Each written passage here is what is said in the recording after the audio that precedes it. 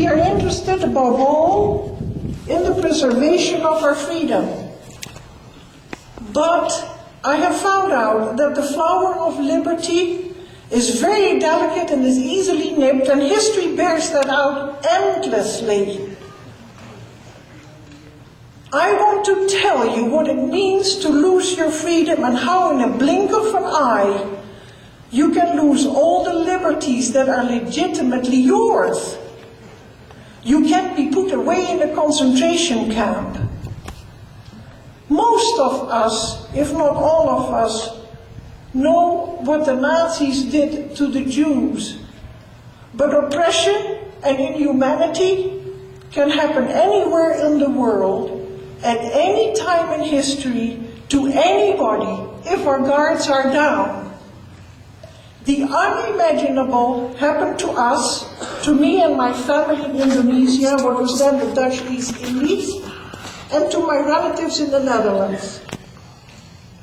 I was born 2 years before Pearl Harbor on the island of Flores in the Dutch East Indies, where my father was a military physician. We were part of the Dutch colonial community. The Japanese attacked Pearl Harbor. We all know that, December 7, 1941, a day that lives in infamy. But Europe had already been at war with the Nazis since 1939.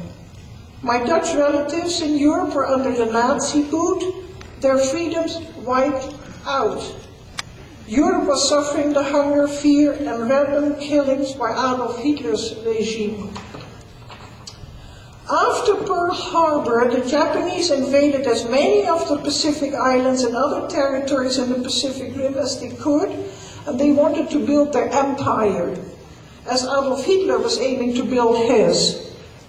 These ideologies, and I don't use that word lightly anymore under the circumstances of today, these ideologies cost millions of us our lives. My mother, my brother, and I, as well as our relatives, were captured and forced into concentration camps. In our family, only my father escaped. He spent the war serving the Allied forces. Now, about those camps, there were approximately 500 of them all over Asia, POW and civilian camps. Americans, Dutch, British, Australians, all whites were rounded up and imprisoned. We stayed in those camps well over 3.5 years, until in August 1945, the bombs on Hiroshima and Nagasaki ended our war and our enslavement. A concentration camp is the expression of unlimited power, power that is wielded by individuals who can now give full rein to their basest instincts.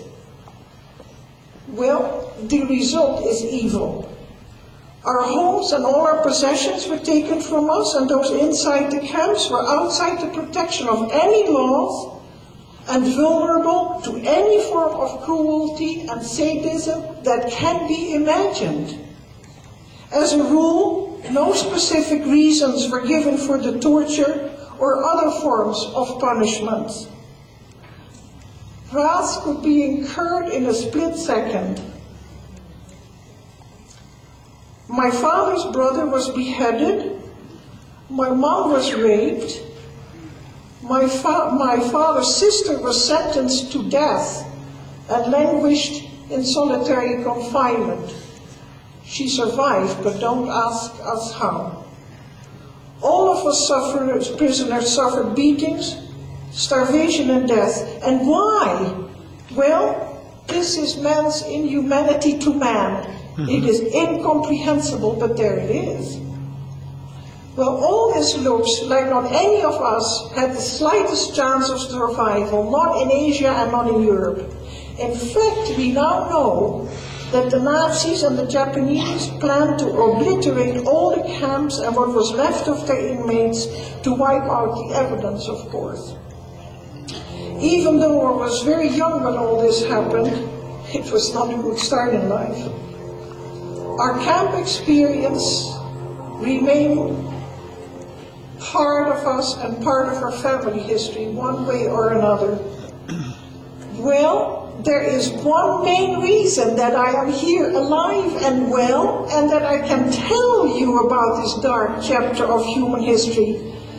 That very reason is that the Americans and the Allies, but mainly the Americans, liberated us. America set us free in Europe and in Asia. And as it turns out, just in time. But at what cost? It grieves me deeply when I hear talk about American arrogance.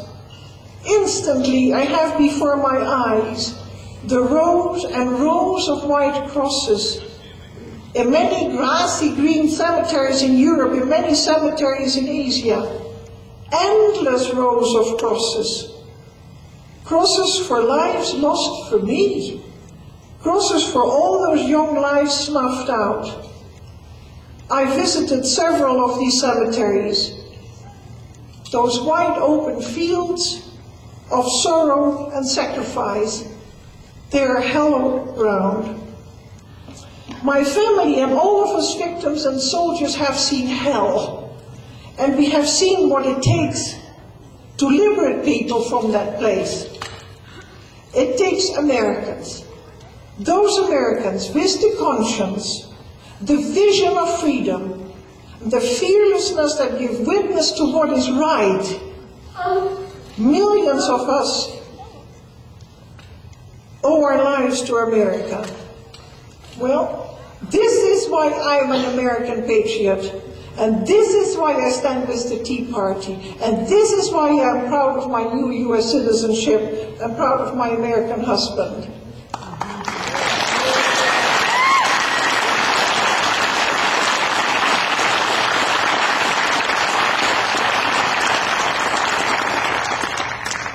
The character of the American is expressed in the Constitution, the instrument which assures justice, individual liberty, and limited government to the infinite benefit of many generations of Americans. But the Constitution and our freedoms should never, ever, ever be taken for granted. They have their force only from the honor and integrity of those who are elected. And the current political scene is laden with efforts to short-circuit the one sacred framework. And let me tell you, once that framework is manipulated, our liberties are endangered with all the consequences. Our founding fathers knew that. They knew that government should be by law and not be by man. If you have government by man, you have dictatorship and tyranny, and we know, I know. We must combat that tyranny in every shape and form, and it is clear that right now, my gut tells me that we are going in the wrong direction. I know. Dangerous ideology is undermining our freedom. We know how that feels. Look at politicized healthcare, the silencing of conservative opinion, arbitrary enforcement of the law, and let us not forget the appeasement of our enemies.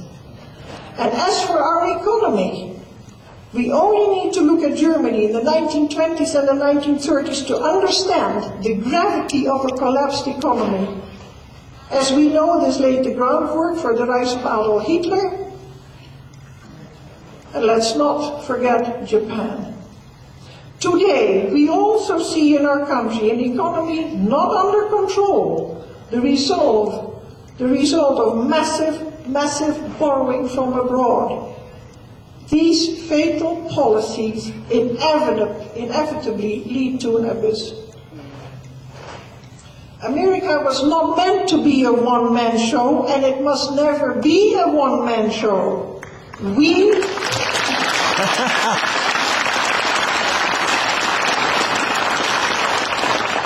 the people have made her, and we the people have to protect her, now and always. This is America, the land that I love. Thank you.